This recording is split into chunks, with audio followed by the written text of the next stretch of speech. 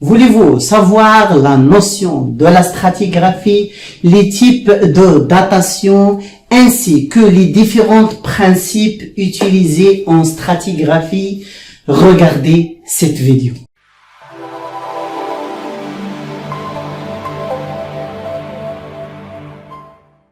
Heureux de vous retrouver encore une fois sur chaîne SVT sur Table Noire. Dans le chapitre précédent, nous avons vu la reconstitution de la paléogéographie d'une région. Et toujours, l'espace il est lié au temps. Donc, dans ce chapitre, on va voir la reconstitution de l'histoire géologique d'une région. Et la science qui étudie l'histoire géologique d'une région, c'est la stratigraphie. C'est quoi la stratigraphie? C'est une discipline de la géologie qui étudie la succession des couches géologiques, qu'on appelle aussi strates. L'étude de cette succession se base sur deux études. Nous avons la datation absolue et la datation relative. Pardon. Donc la datation absolue, c'est une datation qui donne l'âge numéral. C'est pour cette raison qu'on l'appelle datation absolue. C'est une méthode géophysique qui s'appuie sur l'analyse des isotopes radioactifs. Les roches contiennent des éléments radioactifs et la radioactivité elle diminue avec le temps, donc il y a des relations mathématiques qui permettent de calculer l'âge et donner l'âge exprimé en général en millions d'années. Et cette méthode elle est très difficile à appliquer. Les géologues s'intéressent principalement à la deuxième datation, c'est la datation relative, qui se base sur un certain nombre de principes qu'on va voir ici. Ces principes sont basés sur la comparaison des strates les uns par rapport aux autres, ou bien ils utilisent le contenu paléontologique, ça veut dire le contenu en fossiles, surtout les fossiles stratigraphiques qu'on va voir. Donc, en géologie et en stratigraphie, on utilise principalement ces principes qu'on va voir en détail, principe par principe. Maintenant, les principes, on peut subdiviser les principes en deux. Les principes qui s'appuient sur la comparaison des strates, ou bien les événements géologiques, ou bien les éléments géologiques les uns par rapport aux autres. On va voir 4 principes. Et le principe qui s'appuie sur le contenu paléontologique, surtout les fossiles stratigraphiques. Donc, je commence par le premier principe de superposition. Pour comprendre ce principe, on doit comprendre comment se fait la sédimentation. Donc, dans un bassin sédimentaire, par exemple, ici, j'ai schématisé un bassin sédimentaire. En temps T1, il y a le dépôt, par exemple, de grès. En temps T2, il y a le dépôt de calcaire et puis le dépôt d'argile. Donc, si on veut maintenant faire une datation à ces couches, qu'est-ce qu'on dit? Que le grès, c'est le premier qui s'était formé, donc le grès est plus ancien que le calcaire. Le calcaire est plus ancien que l'argile. Ou bien, en inverse, on dit que l'argile est plus récent que le calcaire est plus récent que le grès. Donc, on peut maintenant dire que toute strate est plus récente que celle qui se trouve en bas. On prend par exemple le calcaire. Elle est plus récente que celle qui se trouve en bas et plus ancienne que celle qui se trouve en haut. Ce principe, il est applicable pour les couches qui gardent leur position originale ou si on sable la position originale. Car dans certains cas, par exemple le cas d'un pli couché, si on applique ce principe dans le côté A, ici le côté A, et dans le côté B, on trouve des résultats contradictoires. Ici, le grès plus ancien que le calcaire plus ancien que l'argile. Et ici, c'est l'inverse. C'est l'argile qui est plus ancienne que le calcaire plus ancien que le grès. Donc, ce sont des résultats qui sont contradictoires. Donc, ce principe, il est applicable pour les couches qui gardent leur position originale ou si on sait la position originale des couches. Ce principe aussi, il est accolé toujours à un principe, malheureusement, n'est pas cité dans certains manuels scolaires, c'est le principe d'horizontalité. Qu'est-ce qu'il dit ce principe? Que les couches sédimentaires se déposent d'une manière horizontale. Donc, si nous avons des couches qui ne sont pas horizontales, par exemple des couches déformées, on dit que la déformation vient après le dépôt des couches. C'est un principe qui est évident. Donc, la déformation ici, nous avons des couches qui ne sont pas horizontales. Donc,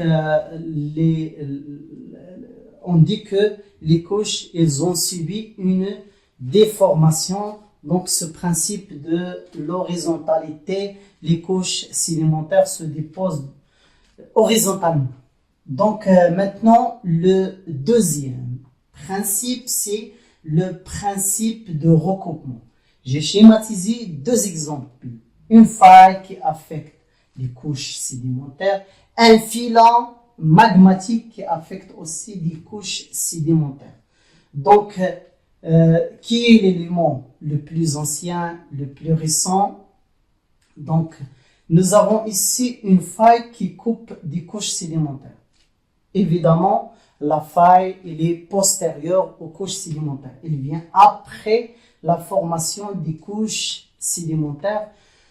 Aussi, le filon, il est plus récent. Il est postérieur aux couches sédimentaires parce qu'il coupe. Je vais vous donner aussi un exemple. Par exemple, si j'ai une feuille et la feuille recoupée par un stylo, donc je dis que le stylo il est postérieur à la feuille. La même chose ici, la faille est postérieure aux couches sédimentaires, ça veut dire plus récente. Le filon aussi est postérieur aux couches sédimentaires. Donc, parmi deux éléments géologiques, ici la faille des couches sédimentaires, le plus récent, la faille plus récente, recoupe le plus ancien. Par exemple, le stylo plus récent que la feuille parce qu'il vient après la feuille. Donc, ici, nous avons un autre principe, c'est le principe de continuité. Qu'est-ce qu'il dit ce principe? Une couche a le même âge sur toute son étendue. Donc, si on sait qu'il s'agissait de la même couche, par exemple ici, conglomérat, dans ce côté-là, après la rivière, nous avons le conglomérat, nous avons une continuité, donc il a le même âge. Cette strate a le même âge sur toute son étendue. Aussi, le calcaire, ici, si je trouve le calcaire et l'autre côté, je trouve le calcaire. Donc, puisqu'il s'agit de la même strate, donc il a le même âge. Aussi, nous avons ici le marne dans ce côté, le marne ici. Donc, il s'agit de même âge pour le marne. Ce principe de continuité, il est applicable aussi malgré les déformations que subit la couche. Par exemple, ici, on peut appliquer aussi le principe de continuité. Nous avons ici le grès ou bien l'argile et l'autre côté de l'argile. Donc, puisqu'il s'agit de la même strate, je sais qu'il il est affecté par une faille, il s'agit de la même strate, donc il a le même âge. Le calcaire ici et le calcaire ici, il a le même âge, donc malgré qu'il a subi une déformation. Aussi, malgré que parfois, il peut y avoir un changement latéral de faciès. Qu'est-ce que ça veut dire un changement latéral? Par exemple, je trouve ici le conglomérat, ici le marbre, mais ici je trouve le calcaire et ici par exemple le gypse. Qu'est-ce que je dis? Que le calcaire et le gypse, ils ont le même âge. Pourquoi? Parce que je sais que ici il s'agit de la même strate et ici le même strate, donc ici même âge, donc le calcaire avec le gypse, ils ont le même âge. C'est les conditions de sédimentation qui peuvent changer le faciès. Donc, parfois dans un bassin sédimentaire, à cause de changement de sédimentation, je prends toujours cet exemple. Donc, ici, nous avons le calcaire. Et par exemple, ici en profondeur, il y a le dépôt, par exemple, de gypse au lieu de calcaire. Donc, il s'agit ici de la même strate. Ici, le calcaire, ici, le gypse. Donc, il s'agit de la même strate. Donc, c'est un principe de continuité avec un changement latéral de faciès.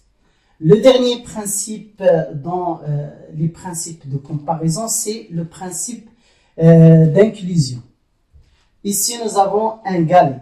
Et le galet, il est inclus dans l'argile, dans une masse d'argile. Donc, le galet, il est antérieur. C'est le premier qui était formé. Je prends un exemple. Par exemple, cette gomme est inclue dans la feuille. Donc, ici, il est inclus dans la feuille. Je dis que la gomme, il est antérieure. Il est la première qui a été formée. Donc, tous les éléments, par exemple, ici, j'ai l'exemple de la gomme, inclus dans un autre élément est plus ancien. Donc, la gomme est plus ancien. Aussi, le galet ici, il est plus ancien que la masse d'argile qui vient englober le galet. On passe maintenant au principe qui s'appuie sur le contenu paléontologique. Le dernier principe maintenant, c'est le principe qui s'appuie sur le contenu paléontologique. Ça veut dire le contenu en fossiles, les fossiles stratigraphiques. Ce principe s'appelle principe d'identité paléontologique. Mais d'abord, qu'est-ce que ça veut dire un fossile? C'est une trace de vie animale ou végétale préservée dans les couches, bien sûr, généralement les couches sédimentaires. Souvent minéralisée, ça veut dire la matière organique s'est transformée en matière minérale. L'être vivant se transforme en matière minérale et apparaît sous forme d'une roche. Donc, les types de fossiles, il y a deux types de fossiles. Le premier type s'appelle fossile de faciès. Le deuxième qui nous intéresse dans ce chapitre sont les fossiles stratigraphiques, car ils nous aident dans le domaine de la stratigraphie, la succession des couches. Donc, le premier type, ce sont les fossiles de faciès. Ils ont des exigences écologiques, les demandes écologiques. On donne un exemple, par exemple, la profondeur, l'eau, est-ce qu'il est clair ou trouble, chaude ou froide. Donc, par exemple, un être vivant qui vit dans un milieu où la profondeur ne dépasse pas 100 mètres, l'eau, par exemple, claire et chaude, on trouve un fossile de cet être vivant minéralisé dans une couche. On dit que la couche est formée dans ces conditions. Donc, le rôle des fossiles de faciès, il nous permet de comprendre les conditions de sédimentation. Le deuxième type, c'est les fossiles stratigraphiques qui nous intéressent. Ce sont les fossiles il y a des caractéristiques suivantes. Ils ont ces caractéristiques. Ça veut dire, ils ont vécu une période limitée dans le temps géologique, donc limitée dans le temps, et ils ont un espace, une répartition horizontale large, extension géographique large dans l'espace. Pourquoi? Parce que les êtres vivants qui ont vécu une période courte dans le temps nous permet de connaître la datation de la couche qui contient ce fossile. On donne les exemples suivants. Nous avons les bons exemples, ce sont les trilobites et les ammonites. Ce sont des bons fossiles stratigraphiques. Pourquoi bons fossiles? Parce que ils ont vécu une période courte dans le temps géologique et ils ont une extension géographique large. Par exemple, la trilobite, elle a vécu pendant l'ère primaire, ça veut dire pendant le paléozoïque. L'ammonite a vécu pendant le mésozoïque, ça veut dire l'ère secondaire. Si on trouve l'ammonite dans une couche, on dit que cette couche elle est formée pendant l'ère secondaire. Et si on trouve une couche qui contient trilobite, on dit que cette couche elle a été formée pendant l'ère primaire, paléozoïque. Donc, je vous donne un autre exemple, même s'il ne s'agit pas d'un bon fossile stratigraphique, c'est l'exemple des dinosaures. On sait que les dinosaures, ils ont vécu pendant l'ère secondaire. Si on trouve une couche qui contient les dinosaures, on dit que cette couche elle a été formée pendant l'ère secondaire, le mésozoïque. Mais les dinosaures n'ont pas une extension géographique large. Contrairement aux trilobites, on les trouve en abondance dans les couches de paléozoïque. La même chose pour l'ammonite, on trouve l'ammonite dans des couches de mésozoïque en abondance. Donc ces deux fossiles nous permettent de faire des corrélations. Ça veut dire des liaisons entre les couches. C'est ce qu'on va voir ici. Donc, par exemple, nous avons ici une séquence stratigraphique et ici une séquence stratigraphique. Regardez, ici on trouve la trilobite ici dans le schiste et ici on trouve la trilobite dans le schiste et le calcaire. Donc, on peut dire que ces deux couches, elles ont formé pendant la même période, donc elles ont le même âge. La même chose pour le calcaire et le marne. Le calcaire et le marne contiennent l'ammonite. C'est une fossile stratigraphique qui a vécu pendant le secondaire. On dit que ces deux couches, elles sont formées pendant le mésozoïque. Elles ont le même âge. Donc, qu'est-ce qu'il dit ce principe? Que les couches qui contiennent les mêmes fossiles stratigraphiques ont le même âge.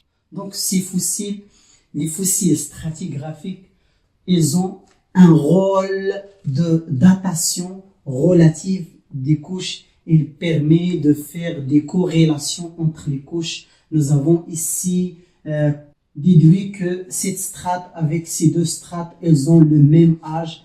La même chose ici, le marne et le calcaire, elles ont le même âge. Donc, les couches qui contiennent les mêmes fossiles stratigraphiques, ici, fossiles stratigraphiques, il s'agit de même fossiles stratigraphiques, l'ammonite, donc le même âge, la même chose ici.